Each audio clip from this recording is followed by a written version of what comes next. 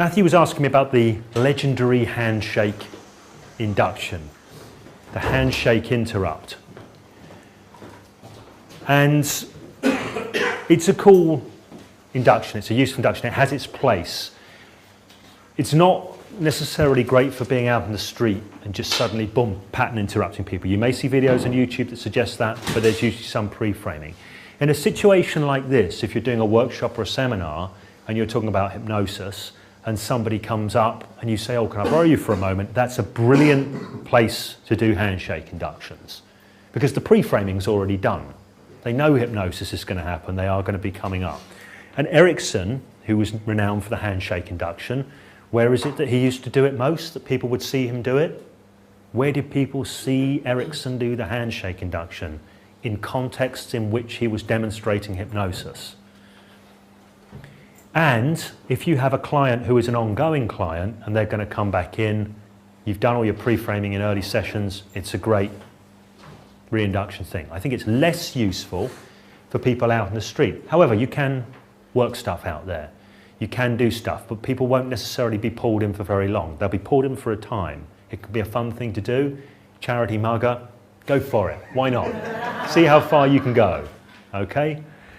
Now, here's the other thing about it. The handshake induction, or variants of them, there are 3 variants that I know of. There's an Elman version, which is the rarest version, which is I'm going to shake your hand 3 times. The first time I shake your hand, X will happen, the second time Y will happen, and the third time your eyes will close and you will go into a profoundly altered state, which is a nice induction. 1, 2, 3.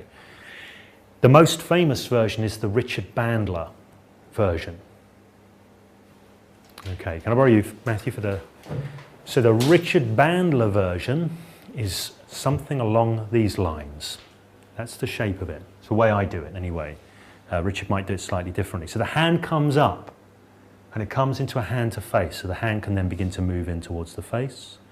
That's it. Only as quickly as you can notice your eyes. That's it. They're going to close now. All the way in. Thank you. And you can open your eyes again. Become fully alert, fully awake. Let the arm come down. Now, this is not a shock induction.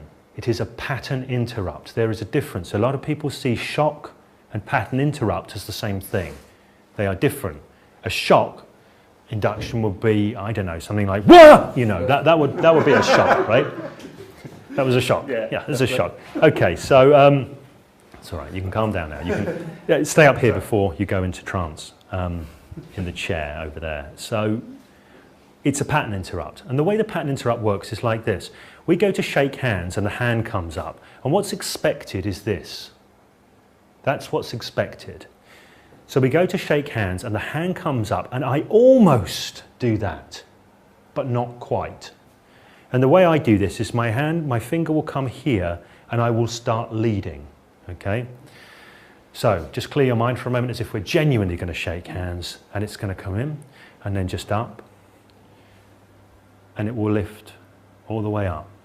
So I'm continuing the motion and it's almost like you're teasing the hand because the way they're going to carry on going for the grab and you just lift and move the hand away because they're kind of tracking to finish the pattern. And at that point you bring it up. Now this is Bandler's version, or you can come round here. My preference, I don't always do this, but my preference is either to come round here or come round to the other side and join, okay? This is a nice arm catalepsy just forming there, which is pleasant. Here is, closer to the Erickson version as I understand it, is you're going to take the hand and it's just going to stay here.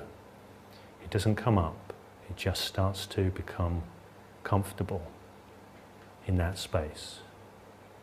Just like that.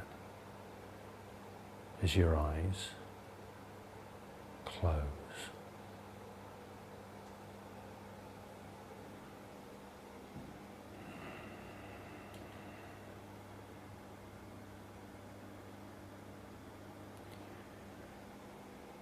And as soon as you're ready, you can open your eyes. Thank you very much for helping out with that. Thank you. So the Erickson version doesn't move the hand as far. And it's a little bit subtler for that reason. It's not as important as one more thing, Matthew, can I borrow you? This is what not to do, in my opinion. Look at your hand. Right, that's the not how to do it. Thank you. That's the not how to do it version, which a lot of people do. That probably does work as a shock, but you want to fight it.